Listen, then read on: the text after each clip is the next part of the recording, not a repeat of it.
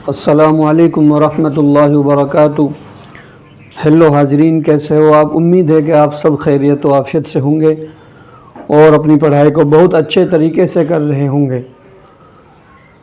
साथियों, हमारा जो टॉपिक चल रहा था वो चल रहा था ग्रामर का, और ग्रामर के लगभग 4-5 टॉपिक हमारे हो चुके हैं और मुझे उम्मीद है कि आपने हमारी पिछली सब क्लासों को बग़ैर स्किप किए हुए सबको बहुत अच्छे तरीके से ध्यान के साथ देखा होगा और उसको समझा होगा।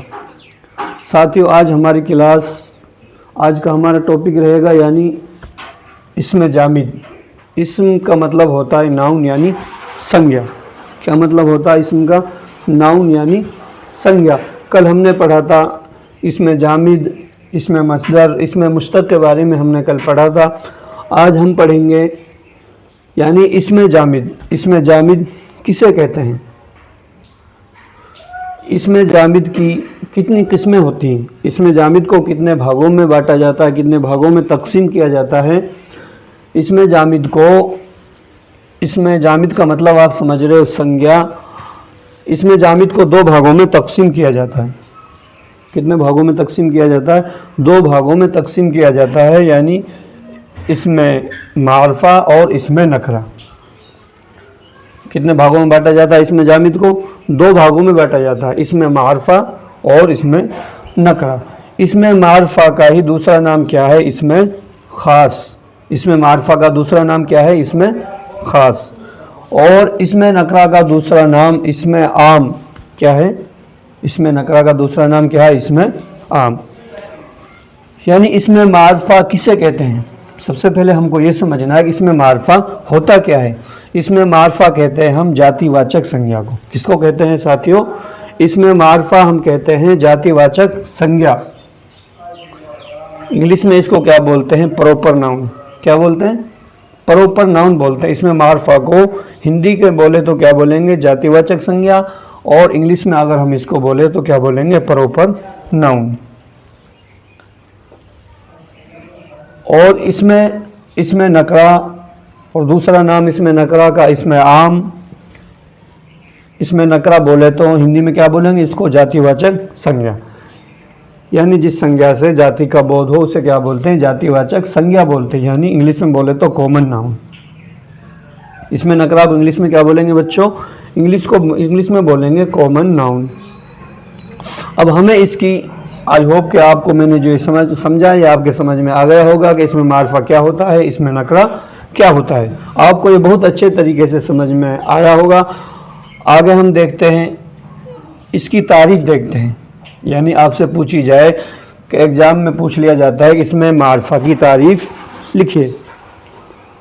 इसमें मारफा की तारीफ लिखिए, तो आप क्या लिखोगे? जिस लफ्ज़, इसमें मारफा यानी जातिवाचक संज्ञा, प्रॉपर नाउन, जिस लफ्ज़ से, लफ्ज़ का मतलब समझ रहे हो, आपको मैं बता चुका हूँ। लफ्ज़ यानी शब्द। जिस लफ्ज़ से किसी ख़ास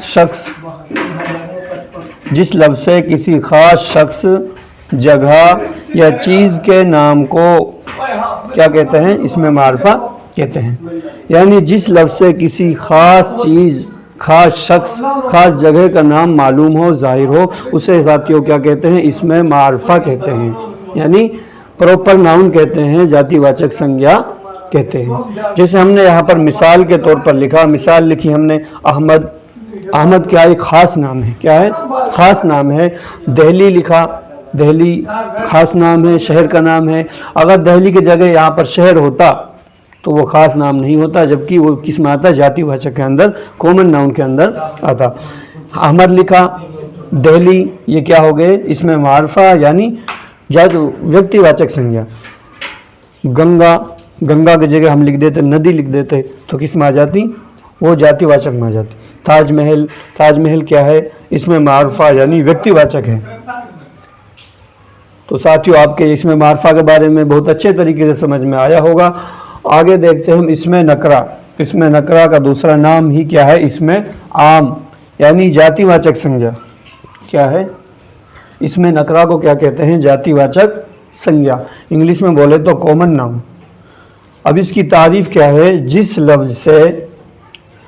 लफ्ज़ से किसी आम शख्स, उसमें ख़ास शख्स था, इसमें जिस लफ्ज़ से किसी आम शख्स, जगह या चीज़ के नाम को जिसके इसमें नकरा कहते हैं, यानी जिस लफ्ज़ से किसी आम शख्स, आम जगह या आम चीज़ का नाम मालूम हो या ज़ाहिर हो, उसे क्या कहते हैं? इसमें नकरा कहते हैं।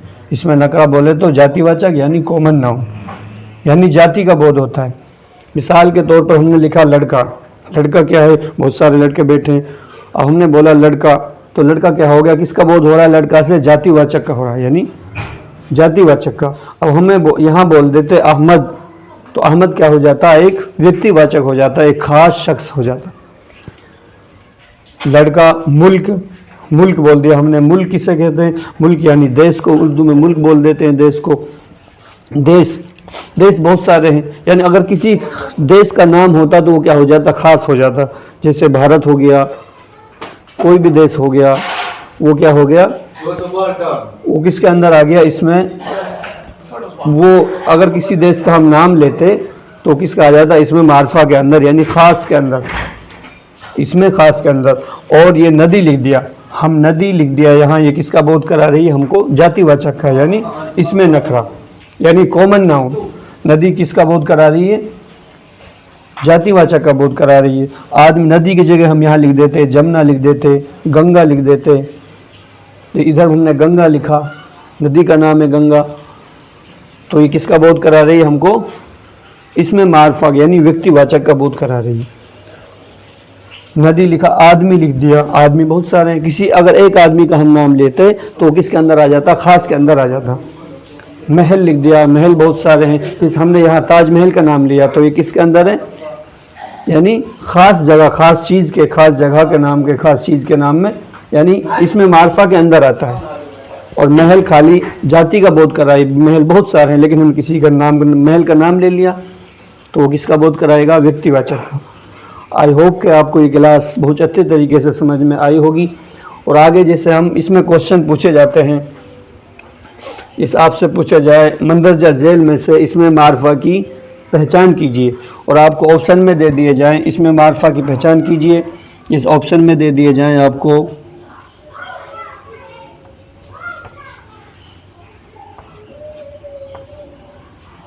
पहाड़ दे दिया, और दूसरे नंबर पर क्या दे दिया?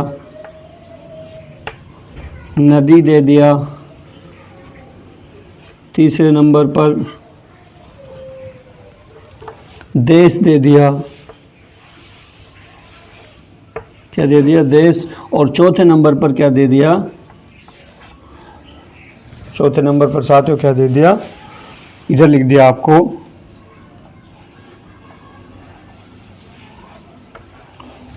सवाल दिया कि निम्न मंदरजा झेल में से इसमें मार्फा की पहचान कीजिए, कि इसमें इन चारों में से, चार ऑप्शनों में से इसमें मार्फा कौन सा है? पहाड़ हो गया, पहाड़ किसका बोध करा रहा है हमको? जातिवाचक का, तो ये तो हो नहीं सकता। नदी, नदी से भी किसका हो रहा है? जातिवाचक, यानी कॉमन नाउन का हो रहा है, और इसको वो इसमें नकरा बोलते हैं, यानी इसमें आम।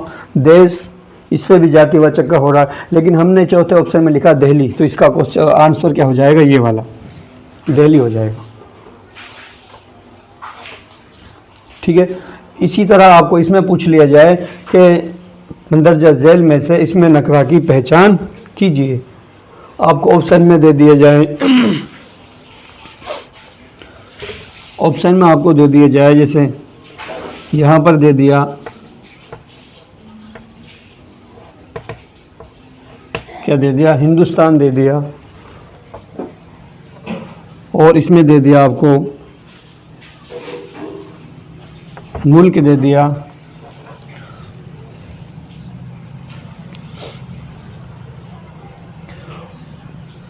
महल दे दिया,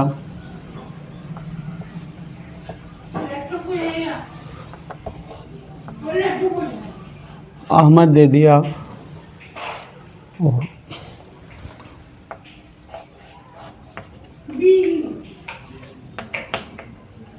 जयपुर दे दिया।